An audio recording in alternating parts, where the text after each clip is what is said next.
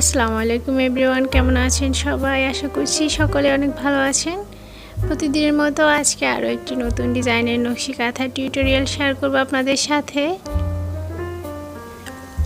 আজকে অ্যাড করব লাল কাপড়ের একটা নকশি কাঁথা।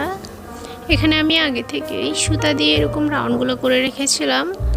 এরপর আমি আর্টটা শুরু করেছি। সুতা দিয়ে কীভাবে আমি এরকম গোল রাউন্ডগুলো করি সেটা আমি 2-3টা ভিডিওতে দেখিয়ে দিয়েছিলাম, সেজন্য আজকে আর নতুন করে এটা দেখানো হয়নি।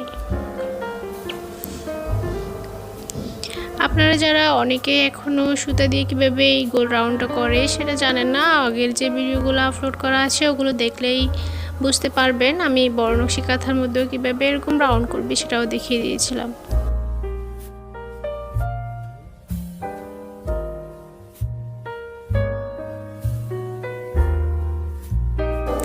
আজকের আর্টটা আমি করছি একটা বেবি নকশি কাঁথায়। আর্টটা করার জন্য এখানে আমি 2.5 গজ কাপড় নিয়েছিলাম।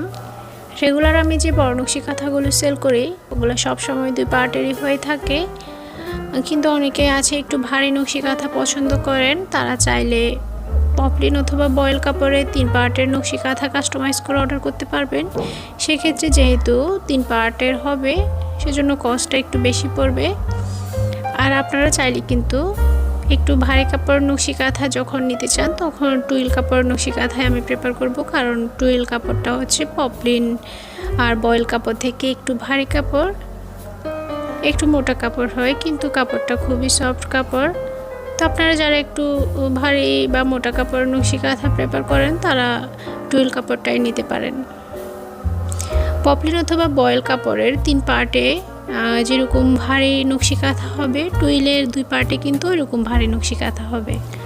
তো যারা যারা বেবি ও বড় নকশি কাঁথা আর্ট করাগুলো অথবা সেলাই করাগুলো অর্ডার করতে চান, আমাদের ফেসবুক পেজে ইনবক্সের ডিটেলসটা জানিয়ে অর্ডারটা কনফার্ম করতে পারেন, অথবা আমাদের দেওয়া হোয়াটসঅ্যাপ নাম্বার যেটি আছে ওখানেও ডিটেলস কথা বলে অর্ডার কনফার্ম করতে পারেন।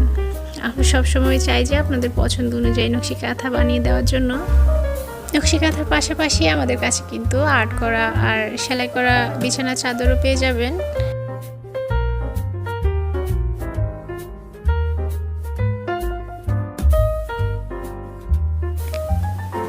কথা বলতে বলতে আমার আর্টটা প্রায় শেষ হয়ে আসছে, তো ভিডিওটা না টেনে সম্পূর্ণ ভিডিওটাই দেখতে থাকুন। আর আপনারা যারা আমার ভিডিও পছন্দ করেন, যারা নকশি কাঁথার ডিজাইনগুলো পছন্দ করেন, ফেসবুক পেজ থেকে ভিডিওটি দেখে থাকলে ভিডিওটা একটা লাইক দিয়ে পেজটি ফলো করে রাখেন। আর যদি ইউটিউব চ্যানেল থেকে ভিডিওটি দেখেন তাহলে ভিডিওতে লাইক দিয়ে চ্যানেলটি সাবস্ক্রাইব করে রাখবেন। আর প্রতিদিন এমন নতুন নতুন ভিডিও নোটিফিকেশান পেতে বেল আইকনটি অন করে দিবেন। কর্নারের আর্টটা শেষ করার পর এরপর আমি এখানে যে খালি জায়গাটি রয়েছে এখানে আমি স্কেলের সাহায্যে এরকম লাইন করে নিচ্ছি। ডিজাইনটি আমি খুবই সিম্পলভাবে করছি। তো ডিজাইনটি কার কার ভালো লেগেছে কমেন্ট করে জানাবেন। এখন আমি আপনাদেরকে সম্পূর্ণ ডিজাইনটি দেখিয়ে দিচ্ছি। আজকের ভিডিওটি ছিল এ পর্যন্তই। ভালো থাকবেন সবাই। আল্লাহ হাফেজ।